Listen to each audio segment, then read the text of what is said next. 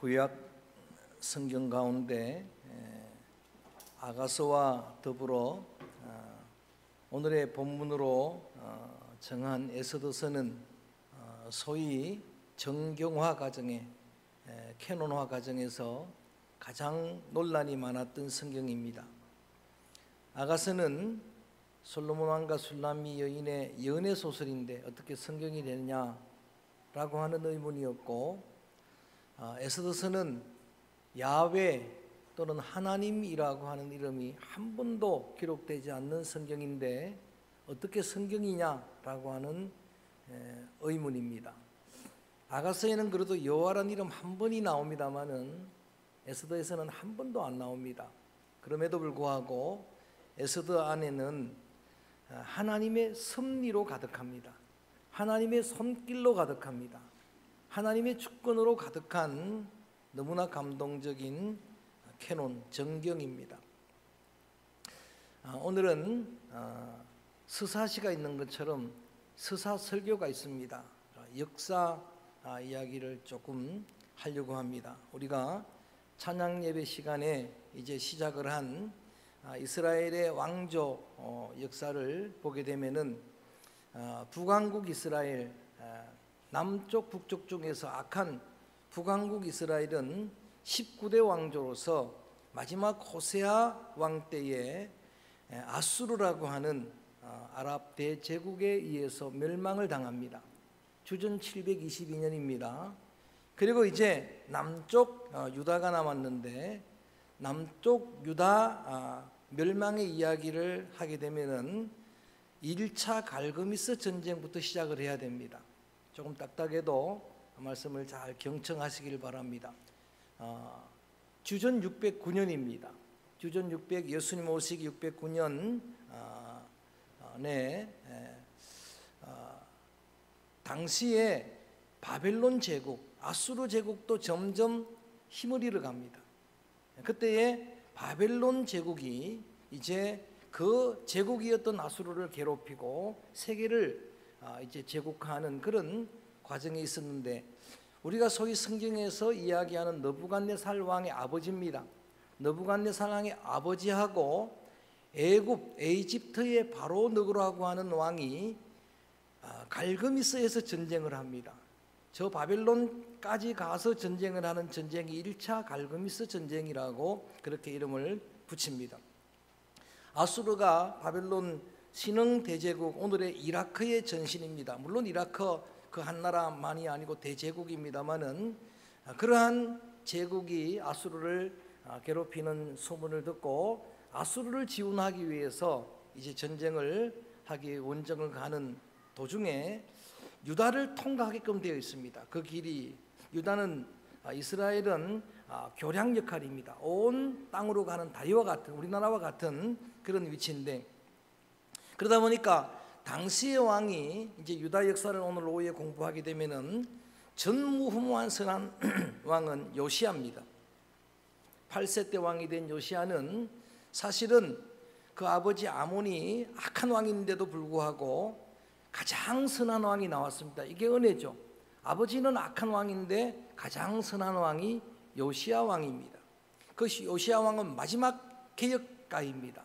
종교를 다 개혁하고 다윗보다도 더 선한 전무후무한 왕이라 그랬으니까 그런 왕인데, 그 왕이 북쪽 이스라엘 동족을 멸족시킨 아수르를 돕겠다고 이 애굽의 바로 느고가 가는 것을 그냥 둘 수가 없습니다. 그리고 이제 하나님의 거룩한 이 땅을 이방 전쟁을 위한 그 군인들이 지나가는 것을 그냥 볼 수가 없어서 막아서서 먼저 전쟁을 합니다. 그게 유명한 머깃도 전쟁입니다. 머깃도 지역에서 신약 성경의 아마겟돈입니다. 그래서 그 전쟁에서 그 선한 요시야 왕이 전사를 하고 맙니다.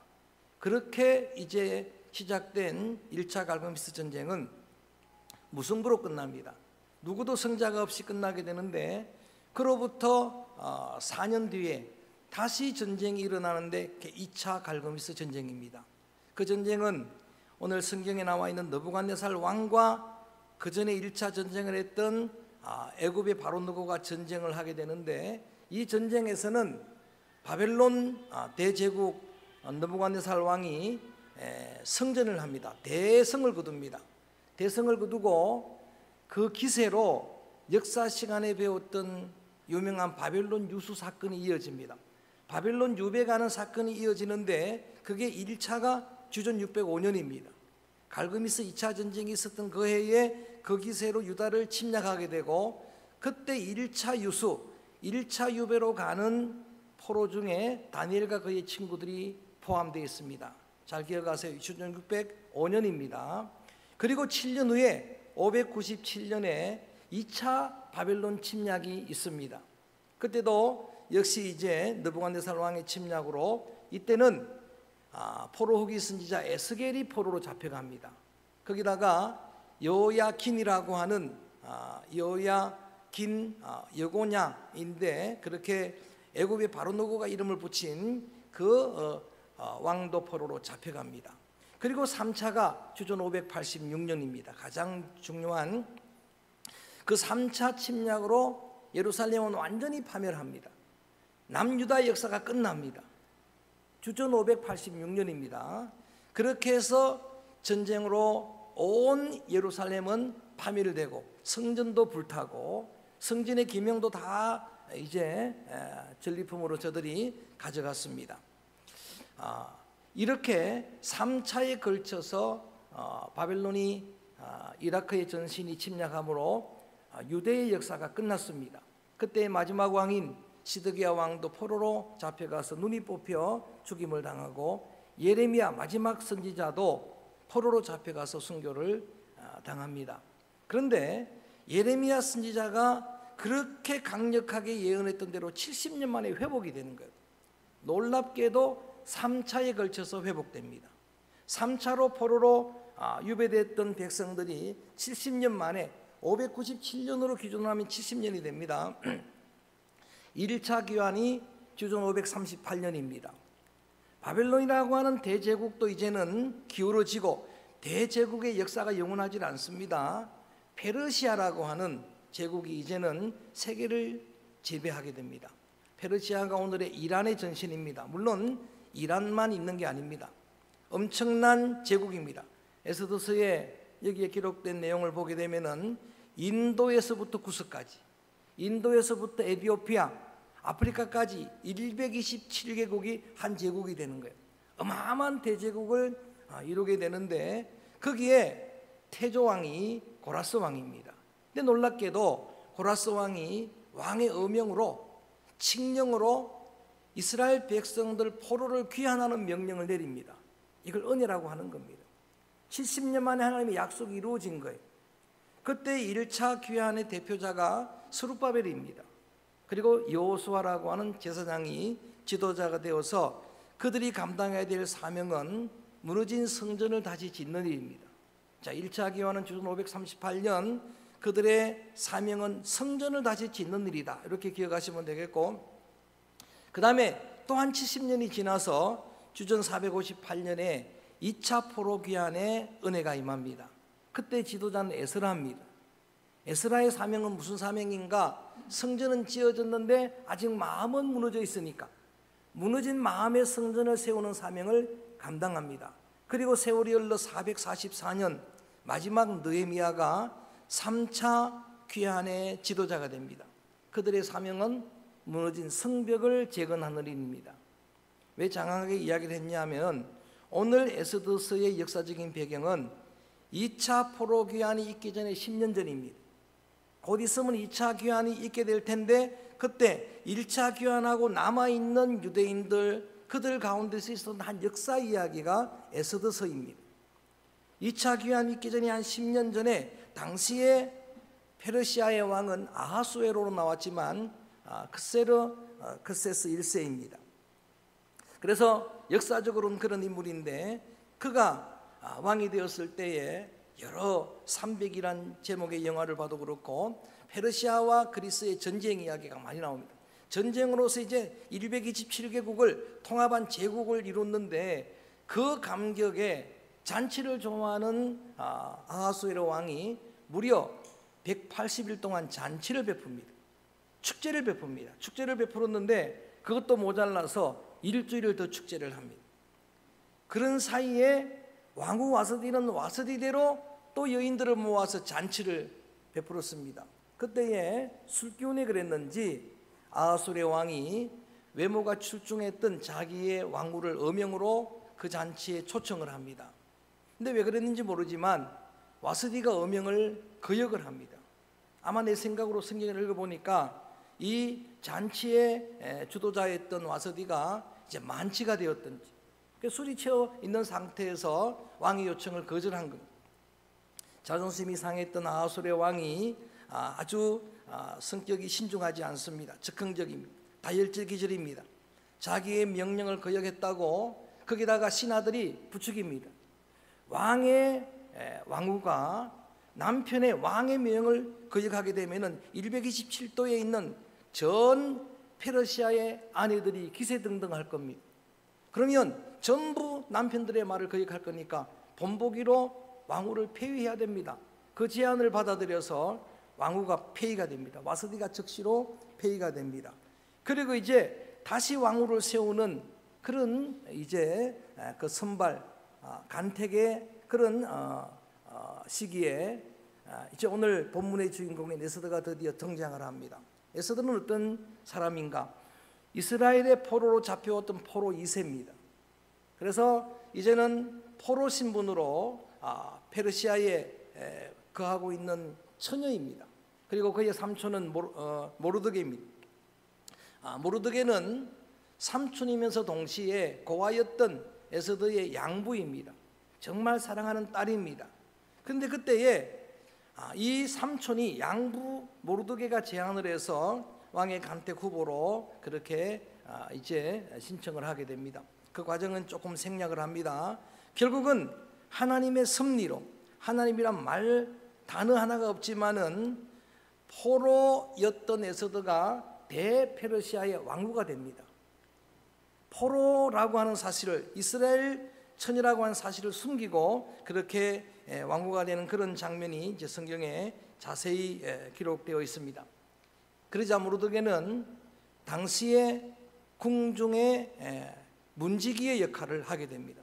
아마 에스더 왕후의 그런 영향력이었는지 에스더 이 문지기 역할을 하게 되는데 이때 평탄할 것만 같은 그 이스라엘 백성들에게 큰 위기가 찾아옵니다. 그곳에 누가 있었느냐 하면은 하만이라고 하는 대적이 있었습니다. 성경에 들여다보니까 하만은 아각 왕의 후손으로 되어 있어요. 아각 왕은 아말렉 왕입니다. 아말렉 왕 이야기는 오늘까지 나오는 겁니다. 아말렉은 여러분 아시는 대로 이스라엘 백성들을 광야길에 쳐도온 수였어요. 이스라엘 백성들을 괴롭힌 쳐도온 수여서 하나님이 영원한 원수다라고 그렇게 이제 그 민족을 아말렉을 저주한 민족이 바로 아말렉입니다. 사무엘상 15장에 보면은 초대왕 사울왕에게 하나님이 명령을 합니다. 아말렉은 진멸해야 된다. 진멸하라고 명령을 하는데 그 명령을 거역하고 사울왕이 아말렉을 남겨놓습니다. 아말렉을 남겨놓는데 그 그루터기 때문에 남겨놓은 것 때문에 결국 사울이 전사를 합니다. 사울이 마지막 죽을 때는 아말렉 군사의 손에 죽습니다. 그리고 또 이 모르드게는 사울 왕의 후손입니다. 지금까지 연결되는 거예요. 사울 아래 후손인 모르드게와 아말렉의 후손인 이 하만이 지금 이 역사적인 상황에서 대적이 된 겁니다. 그래서 구국공신이었던 그런 왕의 버금가는 권력을 가지고 있는 하만이 교만해져서 자기 우상화를 합니다. 모든 페르시아 백성들은 나한테 절을 해야 될까? 왕이 아니고 자기한테 절을 하라고 어명을 내리도록 합니다. 그런데 우상화인 것을 알았던 모르드게가 하나님을 경외하는 신앙 때문에 거역을 합니다. 그래서 하만에게 절을 하지 않게 되자 하만은 격분해서 모르드게를 죽일 계획을 합니다. 모르드게만 죽이려고 하는 게 아니라 모르드게와 더불어 지금 남아있는 페르시아에 있는 온 유대의 포로들을 다 죽일 계획을 하게 됩니다. 그런 고난을 가지고 있었던 하만이었기 때문에 이제 그 결정적인 D-Day를 제비 뽑아서 날을 정하는데 늘 여러분 에스더서를 읽어보면 순간순간에 하나님의 섭리의 손길이 가득합니다. 그때부터 하나님은 역사하십니다. 그 이전부터 하나님은 역사하십니다. 제비를 뽑는데 1월 13일에 제비를 뽑는데 12월 13일이 D-Day로 걸리게 됩니다. 11달의 시간이 벌어진 겁니다. 여러분, 제비는 사람이 뽑아도 뽑게 하시는 분은 하나님인 줄로 믿습니다. 그래서 이제는 12월 11달 후면은 온 유대인은 멸망할 위기를 맞은 거예요.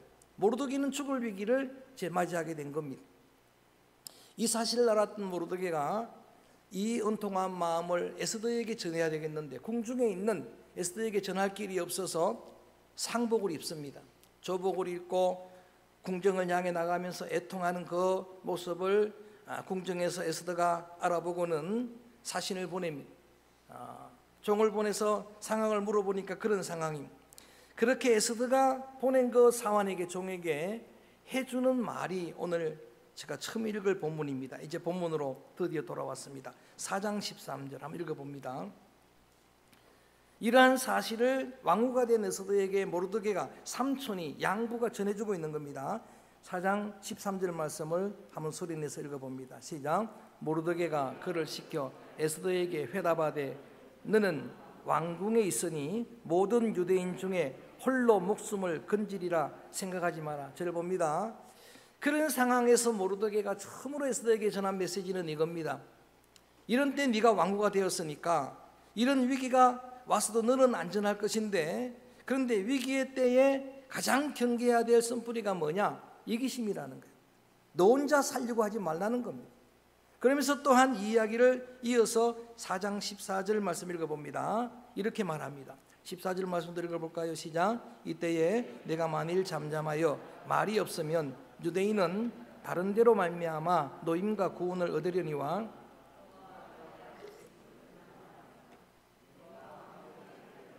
이때를 위함이 아닌지 누가 알겠느냐? 두 번째로 전한 메시지는 이런 메시지입니다. 만약에 네가 이때에 너 하나의 목숨만을 보존하려고 이기적인 마음으로 그렇게 여기에서 외면하게 되면은 하나님은 다른 손길을 통해 구원하실 것이다. 하나님이 하시면은 불가능한 일이 없을 것이다. 그렇지만 너와 내 집은 멸망할 것이다. 너를 이렇게 왕으로 하나님이 섭리하시고 간섭하시고 주권하셔서 세운 궁극적인 목적이 있는데 혹시 이때를 위함인지 어떻게 알겠느냐? 결정적인 때에 관한 그런 말씀을 해 줄 때에, 그때에 그 이야기를 들었던 에스더의 반응이 오늘 한 절 본문으로 읽었던 말씀입니다. 하나님이 여러분에게 어떤 은혜를 주시면은 하나님의 주된 목적이 있습니다. 여러분을 이곳에 세웠다면, 여러분에게 직분을 주셨다면, 여러분에게 소중한 사명을 주셨다면 여러분 거기에는 하나님의 뜻이 있습니다. 왕후가 되었다고 하면은 이때를 위함인지 어떻게 알겠느냐? 이때를 위해서 하나님이 나를 왕으로 세웠다, 하나님이 섭리하셨다라는 사실을 깨닫게 된 거예요. 그래서 4장 16절에 반응하는 한 가지 반응이 바로 이것입니다.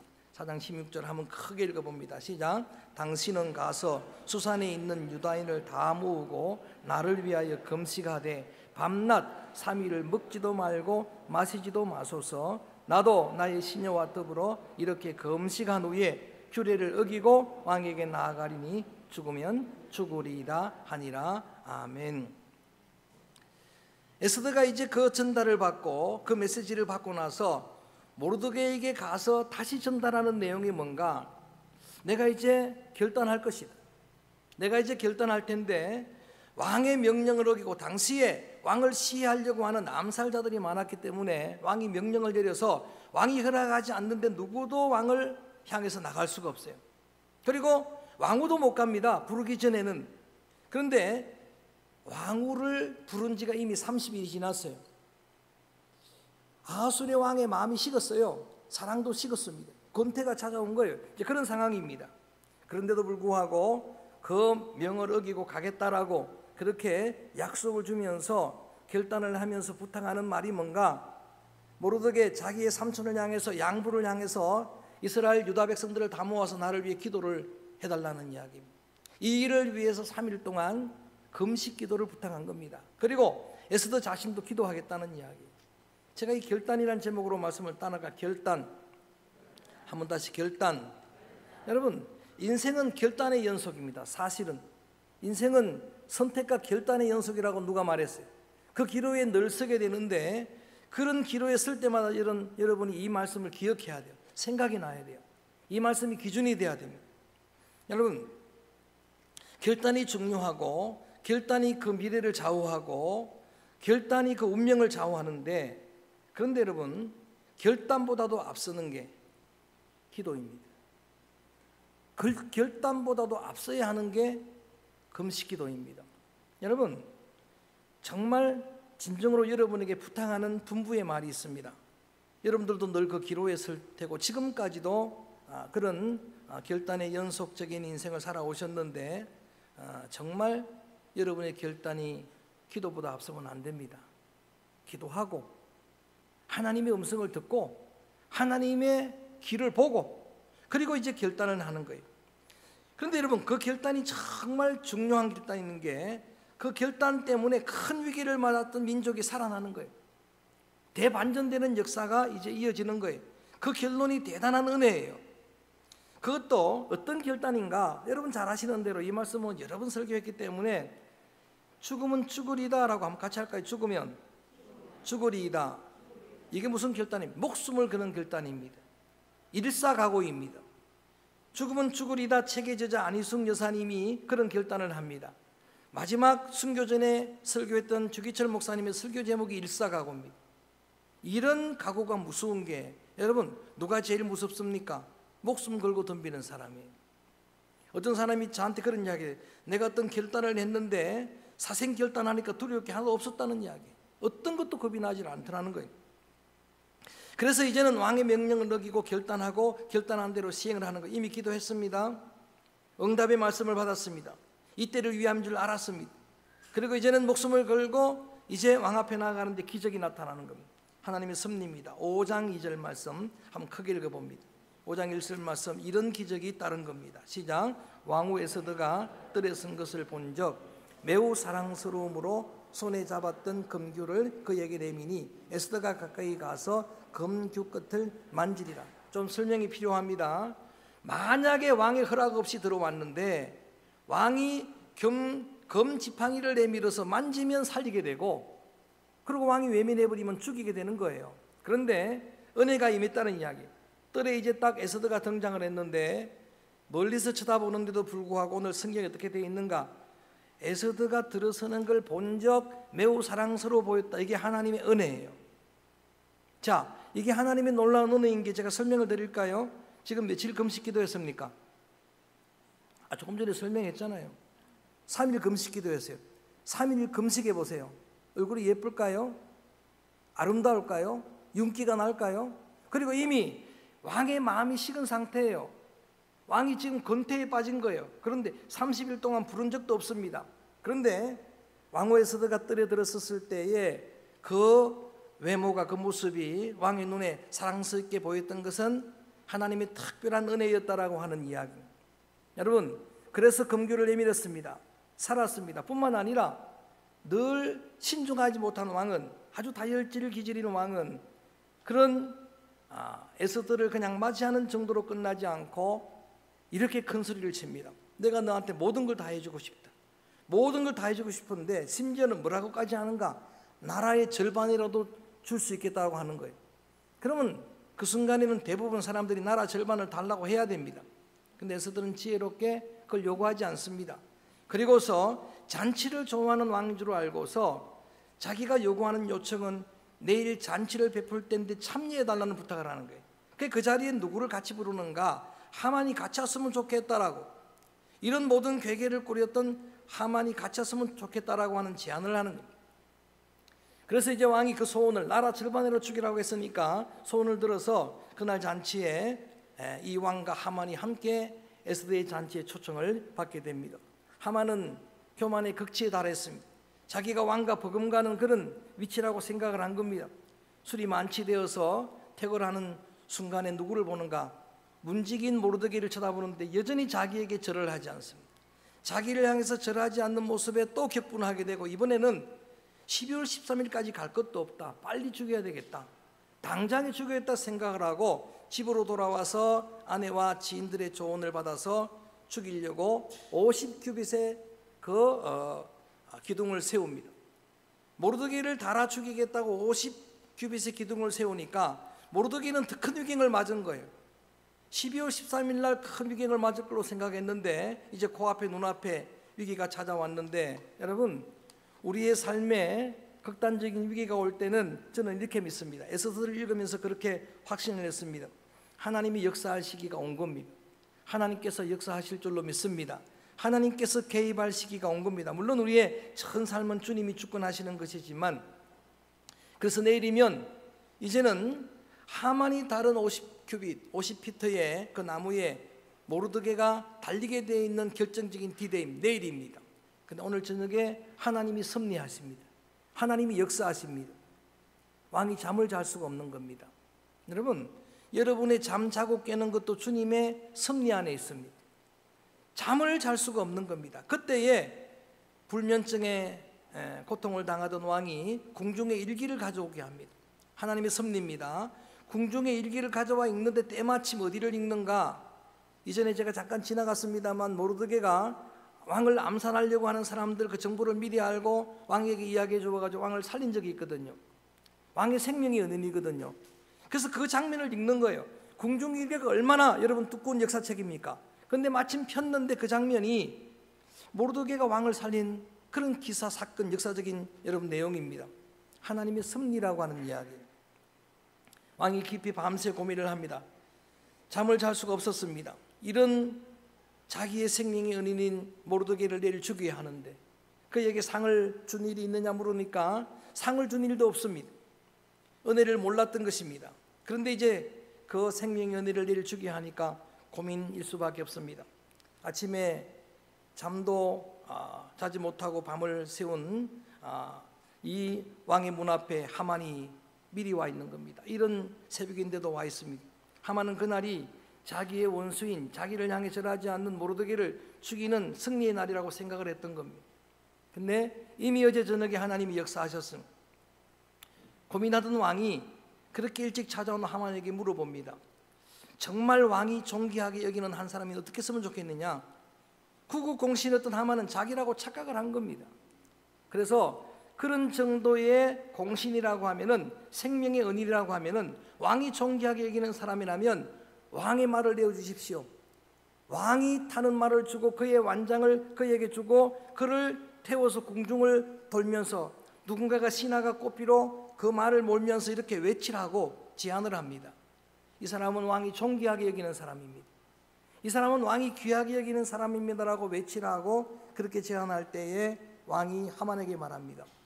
모르드게에게 내 말을 내주고 안장을 내주고 내 옷을 입히고 그리고 그를 태워서 하만 네가 말의 꽃피를 쥐고 궁중을 돌면서 이 사람은 왕이 존귀 여기는 사람이라고 외치라. 하만의 얼굴이 어땠을까? 잘하는 이야기여서 그냥 중요하고 결론만 이야기합니다. 결론이 어느 되니까 결론만 말씀을 드립니다. 그날이 죽는 날인 줄 알았는데 하나님이 개입하시고 하나님이 역사하시니까 그날이 반전의 날이 되었습니다. 할렐루야.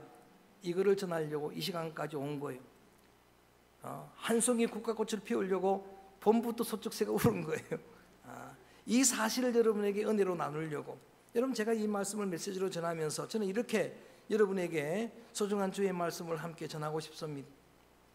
여러분, 모르드게가 당한 그런 위기들이 늘 우리 앞에 오는 거예요. 기도자가 기도했지만 역병의 얘기는 계속 우리를 위협하고 있고 상황도 환경도 뭐 이런 위기들이 늘 오는데 정말 하나님이 제대로 개입하시면은 반전의 기적의 은혜가 임할 줄로 믿습니다. 그 은혜의 주인공들 되어지기를 주님의 이름으로 축복합니다.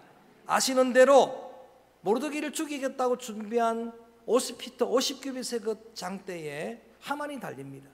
하만이 거기에 달려서 멸망을 당하고 맙니다. 사울도 하지 못했던 아말렉을 정말 진멸하고 마는 거예요. 그 위로는 아말렉 이야기가 안 나옵니다. 끝난 거예요. 그리고 동시에 죽게 되었던 위기를 맞았던 모르드게는 하만의 자리에 오르게 됩니다. 문지기에서 위기를 지나고 그게 도약대가 되고 그래서 이 대페르시아의 이스라엘 포로로 잡혀온 포로 2세인 그들이 여러분 왕후가 되었을 뿐만 아니라 포로로 잡혀온 모르드게는 총리의 자리에 오르게 되는 거예요. 하만의 집도 그에게 줍니다. 그의 모든 고난도 그에게 줍니다. 왕의 인장반지도 그에게 다 주게 됩니다.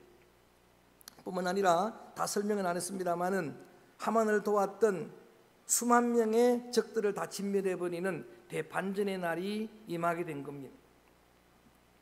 이렇게 은혜의 승리의 날을 이스라엘은 지금도 기념하면서 마지막 10장에 가면은 불임절이라는 말을 합니다. 불임이 아니고 불임절입니다. 이 불임절이, 불임이란 말 자체가 제비라고 하는 의미예요. 왜 불임절이란 절기로 지키느냐? 제비를 뽑아서 저들을 멸할 아달월 13일, 12월 13일 그 날이 승리의 반전의 날이 되었으니까, 제비는 사람이 뽑았지만 역사는 하나님이 주권하시는구나, 승리는, 반전은 하나님의 은혜구나, 이 사실을 지금도 기념하면서 이스라엘 백성들은 명절로 절기로 지나고 있는 겁니다. 근본적인 하나님의, 이스라엘의 명절의 의미는 하나님의 은혜를 찬양하는 거예요. 감사하는 겁니다. 예배하는 거예요. 제가 이 말씀을 장하게 스사시 설교를, 좀 딱딱한 설교를 하게 된 것은 이런 이야기입니다. 여러분, 이런 대반전의 불임절의 역사, 하나님의 반전의 승리의 역사는 한 사람 에스더의 결단의 결과였습니다. 한 사람의 결단이 이렇게 중요하구나. 한 가정의 결단이 여러분 그 가문의 그 자녀들의 미래를 좌우합니다. 오늘 공동체 지도자의 그런 결단이 정말 중요한데, 어느 민족 누구에게나 결단할 때가 있다라고 찬송도 부르는데, 지금까지도 그랬지만 앞으로 저와 여러분 우리 앞에는 계속해서 우리를 주님은 결단의 기로에 세우는 우리의 남은 생애도 선택 결단의 여러분 연속입니다. 그럴 때마다 이 말씀이 기억나서 이것이 기준이 되어서 여러분이 최선의 선택을 할 수 있기를 바랍니다. 최선의 결단을 하게 되기를 바랍니다. 참 부족하지만 오늘 이 모습 이대로로 오늘 나를 간증한다고 해도 제가 이 자리에 있기까지는 제 인생에서도 몇 번의 결단의 기간이 있었습니다. 결단의 그런 기로가 있었습니다. 그때 결단이 오늘의 내 모습입니다. 여러분, 결혼도 일종의 결단입니다. 직장도 일종의 결단입니다. 사명도 일종의 결단입니다. 그래서 그 결단은 중요했습니다. 그것이 내 미래를 좌우할 정도로 중요했습니다. 예전에 냉장고를 선전할 때 이런 말이 있었습니다. 순간의 선택이, 까먹었습니까? 10년을 좌우한다 그랬어요. 여러분, 냉장고 잘 선택했더니 10년 행복합니다. 그런데 여러분, 여러분이 무엇을 잘 선택하면, 사람을 잘 선택하면 평생을 행복합니다. 영적으로 하나님을 선택하면 영원히 행복합니다. 믿습니까? 이토록 선택은 중요한 겁니다. 그래서 오늘 저는 결단이란 제목을 여러분들에게 같이 은혜로 나누면서 한 사람의 잘한 결단, 그것으로 온 위경에 맞았던 유대 포로들이 다 회복이 되어지고 위기를 극복하게 되고, 오히려 반전 승리의 날을 맞게 했던 에스더의 결단을 여러분의 본으로 삼아서 오늘 여러분의 결단은 정말 최선의 결단이 되기를 주님의 이름으로 권면합니다. 주의 이름으로 축복합니다. 마지막 예수님 이야기로 말씀을 마무리하려고 합니다. 사실은 십자가는 결단이었습니다. 예수님의 십자가는 결단이었어요. 예수님도 기도하고 결단을 합니다. 밤새 기도하고 결단을 하는데, 자신의 인본적인 그런 육신을 지닌 인생을 가진 예수님으로서는 자신의 그 뜻을 분명히 하나님께 이야기합니다. 이 잔이 내게서 옮겨지기를 원합니다. 자신의 소원을 말하지만 예수님에게서는 자신의 소원보다도 더 중요한 게 하나님의 뜻이었어요. 하나님의 뜻을 알아야 결단하는 거예요. 밤새 기도했는데 그 기도의 여러분 결론은 하나님의 뜻을 알아서 십자가가 하나님의 뜻임을 알고 십자가 지기를 결단하는데, 그것이 전 인류의 구원이 되었습니다. 한 사람 아담의 결단으로 인류가 멸망을 당했지만 한 사람 예수님의 결단으로 인류가 구원을 얻었다고 하면은 그 정도의 위대한 거창한 결단은 아니더라도 여러분의 순간의 하나하나 결단이 그렇게 여러분의 미래를 좌우할 것입니다. 다시 한번 주님의 이름으로 믿음으로 여러분에게 권면합니다. 어떤 결단이든 간에 결단이 기도를 앞서지 않기를 바랍니다. 꼭 기도하고 순간순간에 최선의 결단을 해서 여러분뿐만 아니라 여러분의 공동체 자녀들, 여러분뿐만 아니라 여러분 주변의 모든 사람들이 여러분 한 사람으로 인해서 은혜를 입고 또 구원을 얻게 되는 그런 은혜의 결과들이 연연히 이어지게 되기를 주님의 이름으로 축원합니다. 주의 이름으로 축복합니다. 그래서 지금은 힘든 시간이지만 그 끝에서는 주의 영광을 반드시 보게 되기를 주의 이름으로 축복합니다. 그래서 이 찬양을 드리려고 합니다. 이 길 끝에서 주님의 영광을 볼 것입니다. 가는 과정은 에스더 그리고 모르드게의 그런 길처럼 좁은 길일 수 있습니다. 그렇지만 그 결론은 여러분 영광이었습니다. 주님 다시 오실 때까지 내가 이 길을 걸어가겠습니다. 찬양합니다.